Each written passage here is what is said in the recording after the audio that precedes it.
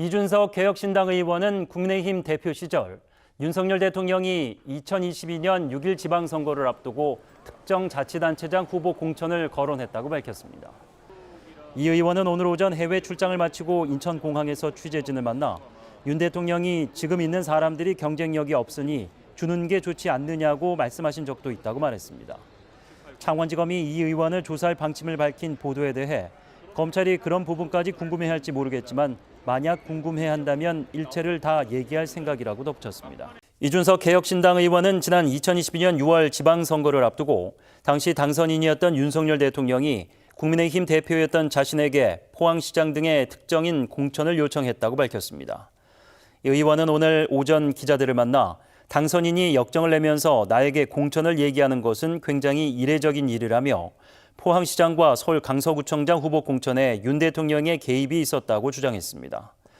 공천 개입과 함께 임기 초부터 당무 개입을 지속해왔다며 윤 대통령을 겨냥해 당대표를 신나게 자르는데 공천에 별일 없겠나라고 말했습니다. 김대현 평론가님, 나 때문에 이런 일이 벌어진 게 아니라 나는 당시 공천 상황에 대해서 잘못 아는 것 같아서 얘기를 해준 거다. 그건 뭐 변명이죠. 제가 지난번에도 말씀드렸다시피 지금 정치권에 있는 정치인 중에 검찰이 압수수색을 해서 가장 많은 데이터를 확보할 수 있는 정치인 1위를 뽑으라 그러면 저는 단연 이준석을 뽑습니다. 이준석 의원은 본인도 언급한 적이 있습니다만 모든 대화를 녹취하고 그 녹취록을 클라우드에 자동 저장하게끔 돼 있다는 거 아니겠습니까? 저는 그래서 지금 검찰이 만약에 정말 명태균 관련된 이 사건의 본질을 알고 싶다면 이준석 의원의 클라우드, 녹음 파일들을 통째로 입수한다 그러면 지금 이 이빨 사이사이가 다 빠져있는 듯한 느낌을 다 채워넣을 수 있지 않을까 하는 생각도 들고, 자 그러면 이 명태균과 관련된 사건에서 이준석은 어떤 존재인가 국민들이 궁금해하실 수 있는데 제가 판단컨대 이준석이라는 사람은 윤석열 정부의 태동에도 힘을 보탰고 사실은 그 공신 중에 하나인데, 그런데 윤석열 정부가 들어오고 나서 당대표였던 이준석 대표를 사실상 쫓아냈습니다. 그 성과 관련된 스캔들로 윤리위에 회부했고 그래서 결국은 당대표직에서 물러나게 만들었는데 누가 봐도 대부분 이때 윤석열과 윤핵관들의 작업이 있었다라고 보고 있지 않습니까? 그렇게 물러난 이준석이 지난 총선에서 어쨌든 살아 돌아왔고 현역으로 국회의원 됐습니다. 그 한 맺힌 그 어떤 절규랄까? 어떤 그 보복 심리랄까? 이런 것들이 사실 팽배해 있다라고 짐작 가능한데 이 사건의 교집합에 누가 위치하느냐를 따져보면 예를 들면 명태균과 이준석, 김영선과 이준석, 그리고 뉴스토마토와 이준석, 그리고 김종인과 이준석, 오세훈과 이준석 모든 논란이 되는 인물의 코어에 혹은 걸쳐있는 유일한 인물이 이준석입니다. 자, 그러니까 저는 지난번 7불사 회동 때 사실 김영선이라고 하는 분의 공천과 관련된 뭐 영입하냐 마냐 이런 논란이 있을 때도 그때도 이준석과 천하람이라고 하는 사람이 등장을 했었고, 그러니까 지금에 와서 다시 돌이켜 보건대 그러면 이 사건의 핵심 줄기를 쥐고 있는 사람은 이준석일 가능성이 높다라고 검찰은 판단하고 있는 거고, 그 증거 중에 하나는 그동안에 이준석 의원이 명태균 씨와 관련된 공천 관련 잡음에 대해서 본인은 잘 모른다라고 거짓말을 해왔습니다. 그건 공관위에 전권을 줬고 난 잘 모른다라고 했었는데 지금 드러나는 것은 사실은 그 물밑에서 이루어졌던 많은 작업들의 일부를 명태균 씨와 소통을 해온 당사자가 이준석이라는 게 드러난 거 아니겠습니까? 전 그래서 사실은 이준석 의원이 좀 당당하게 뭐 이렇게 약간 허세 같은 이런 단어를 구사하지 말고 본인이 그 당시에 보고 듣고 알고 확인했던 내용을 공천과 관련된 내용을 전 가감없이 국민들에게 공개하는 게 옳지 않나 하는 생각을 해봅니다. 네. 김대현 평론가께서 말씀하신 대로 이준석 의원이 핵심 선수인 것 같다. 어쨌든 이렇게 말씀하셨는데 그러면 이제 얘기를 하면 된다 이런 말씀까지 하셨습니다. 이준석 의원이 오늘 아침에 좀 의미심장한 얘기를 했습니다. 당시에 저희 자막으로도 좀 나간 측면이 있는데 당시 윤 대통령 공천 시기에 활발하게 소통한 점이 많고 웃겨서 말도 안 나오는 것들이 많다. 검찰이 부르면 나가서 더 많은 걸 이야기하겠다. 김성환 평론가님. 일종의 뭐 경고 메시지처럼 들리기도 하는데요. 그러니까 윤석열 대통령 그리고 윤석열 대통령 부부가 공천에 개입했다고 당시 당대표가 사실상 인정하는 발언을 한 거잖아요. 그러니까 이게 지금 창원 의창에 보궐선거에 개입한 것만 얘기하는 것인지 아니면은 지방선거까지 다 포함하는 것인지는 좀 모호하긴 하지만 지금 이 발언은 지방선거까지 포함해서 한 발언으로 보이거든요. 그러면은 지방선거에 공천에 개입했다는 얘기는 당선인 신분으로 공천에 개입했다 이렇게 또 해석이 될 여지가 있잖아요. 그러니까 윤 대통령이 김영선 전 의원한테 공천 주라고 그렇게 얘기한 부분이 이상하지 않다는 걸 당시 당대표 이름을 걸고 이준석 의원이 얘기한 것이다.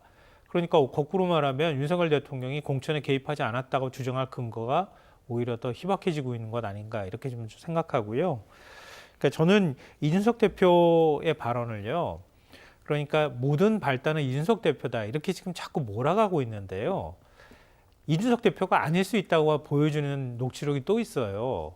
자꾸 이 얘기를 안 하고 넘어가는데요. 5월 2일 날 그러니까 윤석열 대통령이 김영선 공천 주라고 했다고 얘기하는 그 녹취가 녹취가 있기 일주일 전입니다. 5월 2일 날 녹취가 공개됐는데 명태균 씨가 강혜경 씨한테 전화를 해서 여사님이 공천은 자기 선물이래 이렇게 얘기하는 게 있어요. 그러니까 명태균 씨는 김건희 여사와 계속 얘기를 하면서 김영선 전 의원 공천 주십시오 이렇게 얘기를 했고 김건희 여사가 그럼 공천 주겠다 이렇게 얘기를 한 모양이에요. 그런데 5월 9일 날 0시 20분경이라고 하죠. 갑자기 그 이준석 당시 대표가 명태균 씨한테 윤이 경선하라던데 라고 문자를 보내는 거예요. 그러니까 다 공천 받을 거라고 생각했던 명태균이라는 사람이 갑자기 깜짝 놀라지 않았겠습니까? 그러니까 날이 밝자마자 윤 대통령한테 막 문자를 보낸 거죠. 김건희 여사한테도 저는 연락했을 거라고 보는데요. 김영선 공천 좀 해주십시오 이렇게 부탁을 하다가 윤 대통령한테 얘기한 게 아니라 김건희 여사한테 얘기하니까 김건희 여사가 전화를 명태균 씨한테 해서 명태균 씨, 윤석열 대통령을 바꿔주는 거죠. 그래서 윤석열 대통령이 명태균 씨한테 공천 주라고 내가 얘기했는데 당연히 말을 안 듣네 이런 식의 얘기를 한 겁니다. 그리고 난 다음에 그 얘기를 듣자마자 명태균 씨가 그러죠. 대통령 정말 감사합니다. 그러면서 인사를 하잖아요. 진짜 평생 은혜 잊지 않겠습니다. 고맙습니다. 이렇게 얘기를 하고요. 명태균 씨가 강혜경 씨한테 또 말합니다. 바로 그 직후에 김건희 여사가 전화를 명태균 씨한테 또 했다는 겁니다. 그래서 선생님 윤상현이한테 전화했습니다. 보안 유지하시고 내일 취임식에 오십시오. 이렇게 얘기를 했다는 거예요. 그러니까 발단이 이준석 의원이었다고 얘기하는 거는 그건 사안의 본질을 흐리기 위해서 얘기하는 것이다. 어떤 방식으로든 명태균 씨하고는 소통을 했을지 모르겠지만 윤석열 대통령이 공천에 개입한 거는 김건희 여사와 함께 논의하는 과정에서 공천에 직접적인 개입을 한 것이다. 이렇게 볼만한 걸 제가 시계열로 쭉 얘기를 한 거잖아요. 공천에 개입 안 하고 어떻게 이런 일이 벌어질 수가 있습니까? 그렇지 않겠어요? 그렇게 하고 난 다음에 이준석 대표한테 다시 명태균 씨가 연락을 합니다. 아니 대통령이 공천 주라고 했는데 무슨 얘기야? 이렇게 얘기를 하는 거예요. 그러니까 윤석열 대통령이 공천에 개입했고 김건희 여사가 오히려 더 깊숙이 거기에 공천에 개입했다고 하는 걸 이렇게 제가 시계열로 지금 말씀드리는 거 가지고 어떻게 이걸 부인할 수가 있겠습니까? 근데 이걸 못하니까 결국은 모든 발단이 이준석 당시 대표가 문제를 희한하게 만들어놔가지고 그런 거야 라고 하면서 대통령이 그 책임에서 빠져나가기 위해서 이런 식의 얘기들을 일종의 그림을 맞춰주고 있는 것이다 이렇게 생각합니다. 근데 모든 시선을 김건희 여사가 그랬을 것이다라고 가정하고 놓고 딱 짜맞춰 놓으면 그 방향이 딱 보입니다. 그런데 제가 이 공천을 저도 직접 신청해보고 과정도 겪어본 사람의 입장에서 보면 거의 모든 사람에게 부탁을 한다 해도 과언이 아닙니다. 이를테면 자 그럼 당시에 명태균이라는 사람은 여기 지금 등장하는 모든 인물 중에 누구랑 가장 가까웠는가? 당시 당대표였던 이준석과 제일 가까웠습니다. 그러면 명태균은 이준석에게 김영선의 공천을 부탁하지 않았을까요? 자, 또 다른 인물인 윤상현 의원도 마찬가지입니다. 명태균과 윤상현은 한 달에 한두 번 만날 정도의 관계를 이어왔다는 그랬다고 양자가 모두 인정하는 바입니다. 자, 그러면 당시 공천관리위원장이었던 윤상현에게 명태균은 동일한 부탁을 하지 않았을까요? 자, 제가 말씀드리고자 하는 거는 하나의 방향성만 놓고 김건희로 몰아갈 수 있습니다. 그런데 사실은 그 당시에 여기 관여되어 있는 모든 인물이 명태균에 의해서 공천과 관련된 김영선의 공천과 관련된 부탁의 당사자일 수 있다는 점도 부정할 수 없다는 겁니다. 그러니까 대통령실에서 이렇게 해명하는 것 중에 하나가 뭐냐면 당시 나는 그러니까 당의 공천에 관여할 수 있는 직접적인 그 책임자가 아니었고 그때 당대표는 이준석이었고 공천관리위원장은 윤상현이었다라고 주장하는 그 이면은 사실 이런 것들이 다 하나로 덩어리에 지어져서 김영선의 공천이 만들어진 거지 오롯이 김건희 여사가 개입했고 김건희 여사가 전적으로 강하게 밀어붙였고 해서 이것이 이루어진 것이냐 그것은 아니다라고 하는 부분에 대한 부정을 좀 하고 있는 것이 아닌가 이렇게 생각이 됩니다. 지금 두 가지를 빼놓고 얘기하셨어요. 짧게 듣겠습니다. 한 가지는 뭐냐면요. 명태균 씨란 사람은 김영선 전 의원 공천을 청탁을 하든 부탁을 하든 당대표한테도 얘기할 수 있고 공관위원장한테도 얘기할 수 있어요. 당대표는 그럴 권한을 갖고 있고 공관위원장도 그럴 권한 갖고 있으니까요. 말 안 들어주면 그만이잖아요.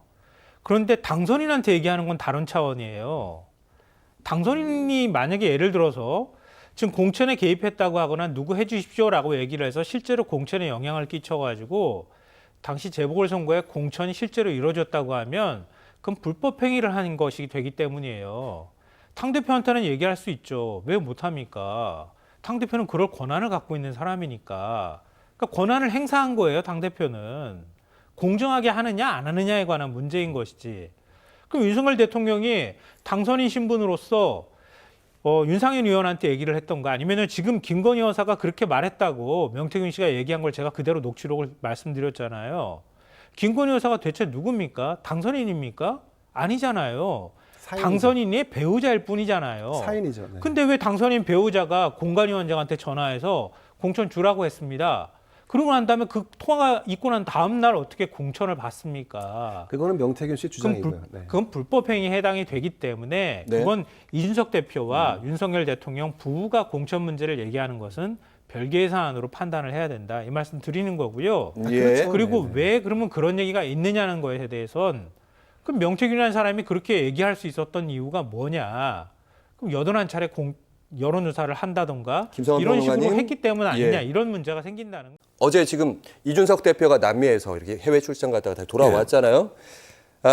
당대표 입에서 공천 관여가 있었다라고 이 공항에 증언을 와르르 했습니다. 모여 있잖아요. 네.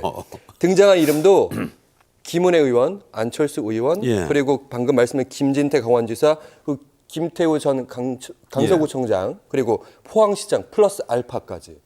예. 그 이게 무게감이 다릅니다, 예, 발언에. 어제 네. 자기가 당대표였을 때 가령 윤 대통령이 그 말했던 이름들을 한꺼번에 다 공항에서 다 터뜨려 버렸단 말이에요. 예. 기자들 와르르 몰려 있는 데서 이러니까 이건 뭐 빼도 박도 못하는 폭로성 발언을 한 거예요. 그리고 나서 국회에서 기자들을 다시 마주쳤을 때 예. 그걸 또 막 이게 파장을 줄이려고 그건 뭐 그렇게 압력성 발언이 아니다는 취지로 다만 의견을 제시했던 정도에 불과하다. 예. 그리고 자기 자신이 그게 다른 데서 대통령께 그 얘기하는 그 말이 틀렸고 나하고 원내대표하고 의견이 똑같다. 예. 이런 식으로 얘기를 해서 대통령이 수긍을 했다. 저도 거기까지 봤다가 예. 한 1시 반쯤에 다시 이제 기자들 만나가지고 대통령이 3개 얘기했다. 역정을 냈다. 이런 표현도 쓰고 김여사와 예. 예, 통화도 했다. 실제로 이준석 당시 당대표와 김여사 그 녹취까지 나왔지 않습니까? 지금 이제 아크로비스타. 내가 그 전반적인 흐름을 봐서 아까까지 흐름을 쭉 보니까 이런 것 같아요.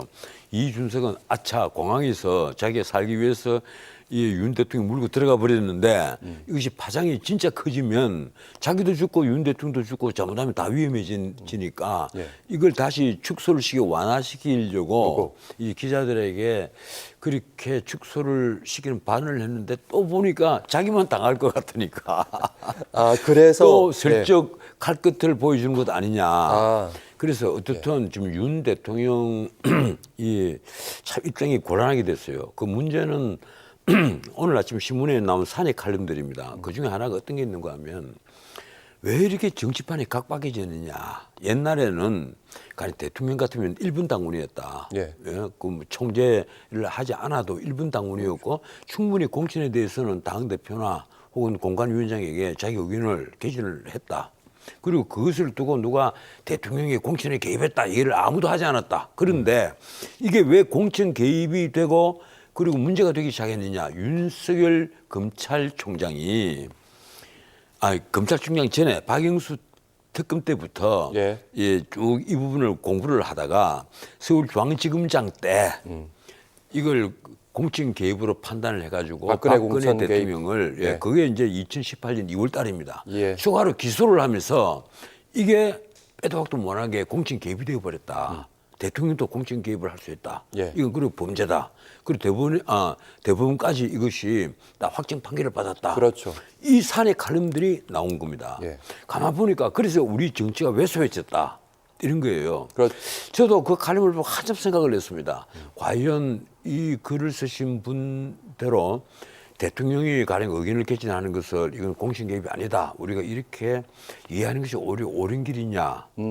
이것이 오히려 정치를 풍부하게 만들고 그리고 오히려 그 뭐 대통령이 뇌물 받고 누구 봐주라 뭐 이러지는 않을 테니까 이것이 우리 정치를 더 풍성하게 하는 것이냐 아니면 저도 사실은 전 변호사님 같은 의문을 비슷하게 가졌는데, 근데 이준석 대표의 말대로라면 그 정도 범위가 아니라 물론 제게 아니, 이준석 예. 의원이 마지막에 한 말, 예. 그걸 보면 그 윤 대통령이 여기에 대해서 또 해명을 제대로 하지 않으면 해명 필요하다. 네. 문제가 커질 가능성이 있다. 알겠습니다. 이런 것은요, 이 발화가 됐을 때 빨리 해명을 해야 됩니다. 근데 늘 윤 대통령이 그게 좀 늦어온 편이었잖아요. 늘 늦죠. 예. 늘 늦고 이 자기 자신의 어떤 판단 거기에 대해서 완전히 100점 만점을 내주는 분이에요.